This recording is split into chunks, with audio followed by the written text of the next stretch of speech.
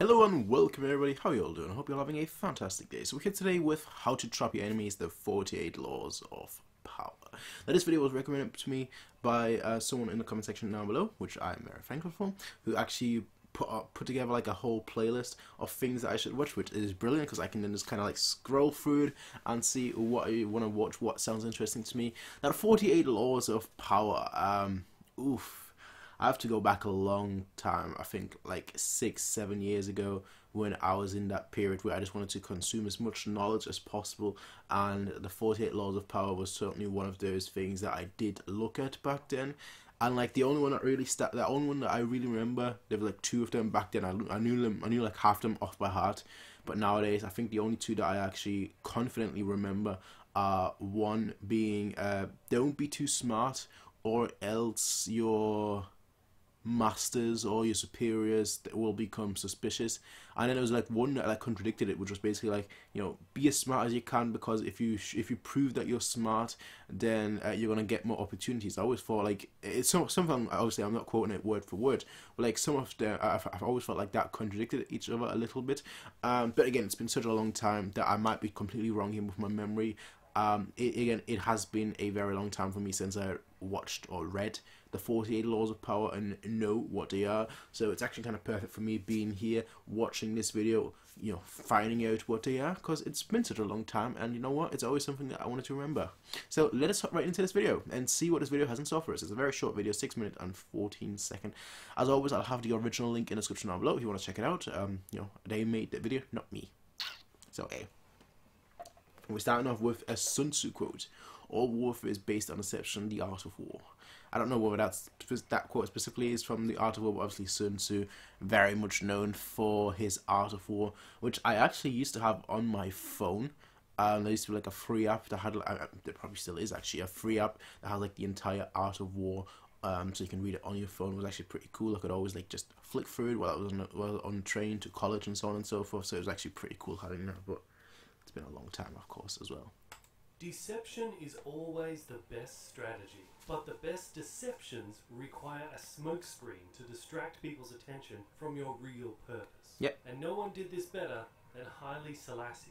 In the mid-1920s, the powerful warlords of Ethiopia were coming to the realization that a young man of the nobility named Haile Selassie, also known as Rastafari, was outcompeting them all and nearing the point where he could proclaim himself as their leader, unifying the country for the first time in decades. Most of his rivals could not understand how this wispy, quiet, mild-mannered man had been able to take control. Yet he... Yeah, a wispy, mild, quiet, reminds me of like a certain master of whispers from a certain TV show, book series that I personally really love, and the book series much more than the TV show. But I actually didn't know that. Like I always knew about the 48 laws of power, but I never actually, honestly, surprisingly, never actually bothered to look into their origin. Like why did they come to it? I just thought like someone wrote it and then there's that. But no, there you go. Now I have some context to these 48 laws of powers too. In 1927, Selassie was able to summon the warlords one by one to come to Addis Ababa to declare their loyalty and recognize him as leader. Okay. Some hurried, others hesitated, but only one, a warlord by the name of Balcha, dared to defy Selassie totally. Balcha was a blustery man and a great warrior, and he considered the new leader to be weak and unworthy. Finally, Selassie, in his gentle but stern way, commanded Balcha to come. The warlord decided to obey, but in doing so he would turn the tables on this pretender to the Ethiopians. He would come to Addis Ababa at his own speed and with an army of 10,000 men, a force large enough to defend himself, perhaps even start a civil war. See, it's not always the which kind of goes into like the 2 laws that I mentioned at the beginning. It's not always about the person that's the strongest being, you know, physically strong, a military leader, so on and so forth, but oftentimes it's the one that knows how to get what you want. So I'm very interested now that I've got this context to see where it goes. Stationing this formidable force in a valley 3 miles from the capital, he waited, as a king would. Selassie would have to come to him. Selassie did indeed send emissaries asking Balcha to attend an afternoon banquet in his honour. But Balcha was no fool. He knew history. He knew that previous kings and lords of Ethiopia had used banquets as a trap. Once he was there and full of drinks, Selassie would have him arrested or even murdered. Yeah. To signal his understanding of the situation, he agreed to come to the banquet, but only if he could bring his personal bodyguard, 600 of his very best soldiers, 600? all armed and ready to defend him and themselves. 600? To Vulture's surprise, Selassie answered with the utmost politeness that he would be honoured to play host to such warriors. On the way to the banquet, Vulture warned his soldiers not to get drunk and to be on their guard. When they arrived at the palace, Selassie was his charming best. He deferred to Vulture, treating him as if he desperately needed his approval and cooperation. Okay. But Vulture refused to be charmed, and he warned Sorry. Bless me. Selassie that if he did not return to his camp by nightfall, his army had Not orders attack. to attack the capital. Yeah. Selassie reacted as if he was hurt by this mistrust. Over the meal, when it came time for the traditional singing of songs in honour of the Ethiopian leaders, he made a point of allowing only songs honouring the warlord Vulture. It seemed to Vulture that Selassie was scared, intimidated by this great warrior who could not be outwitted. Underestimating him. Sensing the change, Vulture believed that he would be the one to call the shots in the days to come. At the end of the afternoon, Vulture and his soldiers began their march back to the camp amidst cheers and gun salutes. Looking back to the capital over his shoulder, he planned his strategy. How his soldiers would march through the capital in triumph within weeks. Okay. Did by any chance, by the time we got back, I mean, that's like, what? That'd be impossible in like one single night for all of them to perish, all the soldiers. But I like how he's playing the game so far. I wonder, it's halfway through, I wonder, how it progresses. Selassie would be put in his place being either prison or death.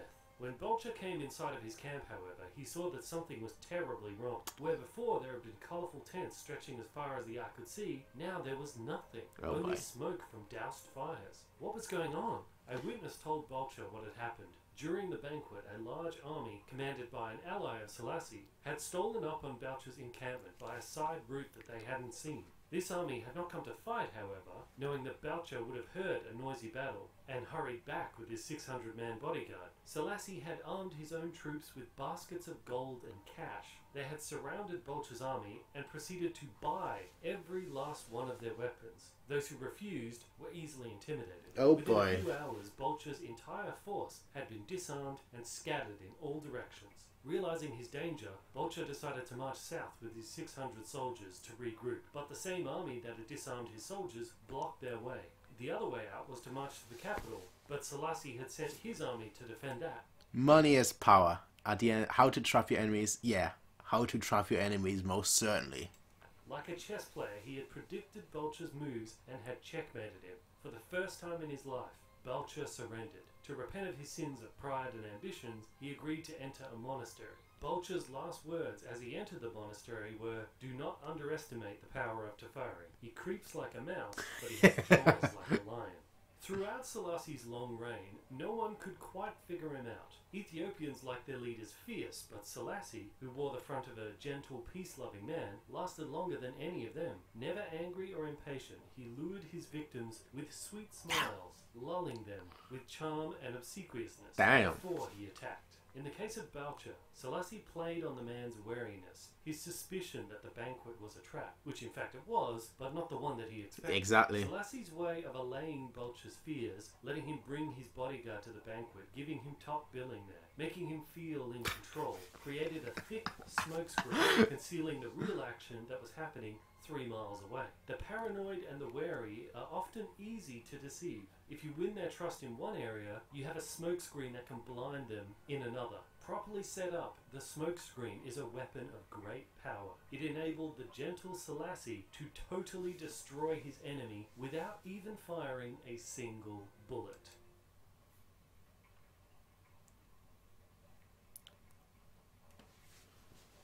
This person right there, Selassie, Rastafari.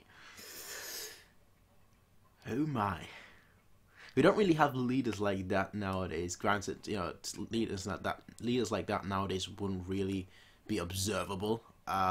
Because with the globalization, the moves would be getting dissected by somebody. But like, he essentially played the game. He played chess and he won. And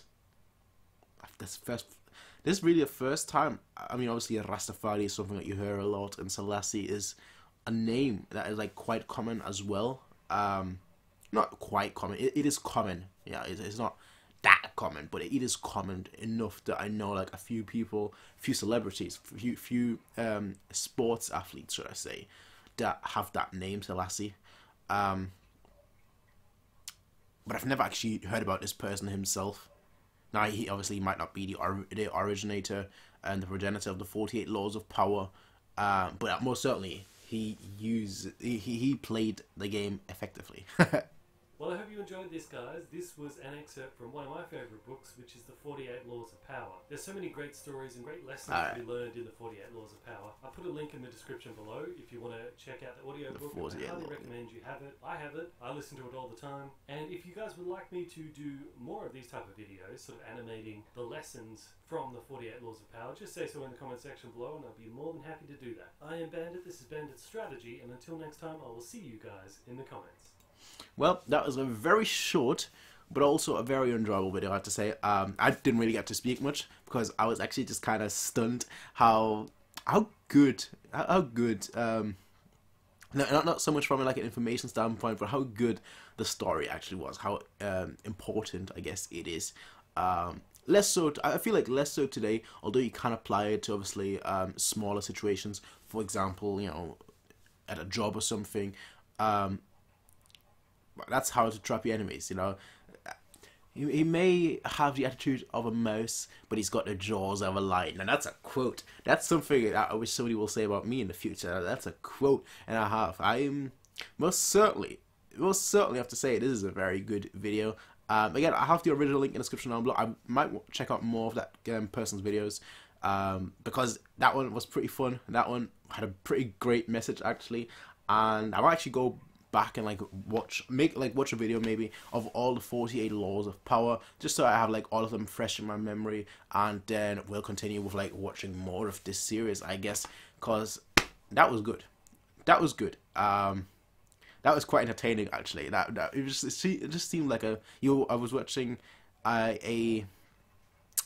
like Carl Magnus playing chess, and I'm not much of a chess player. So I'm sort of decent, but not really. But it's like watching like Carl Magnus or another grandmaster just play chess, and they're like 10 steps ahead, and I'm just there like, how did you just do that? That's basically how it felt like. And like once it all clicks together, and when it all comes together and it just clicks in your head, it's like, yeah, that is how. But hey, what do you think about this video? Let me know in the comment section down below. Ladies and gentlemen, as always, I will see you in the next one, everyone. Let me know what you want me to react to. Again, I have quite a few videos. A few people have recommended a few things, so I'm gonna be going through that today, tomorrow, and the day after, and then upload that maybe over the course of the next week or so.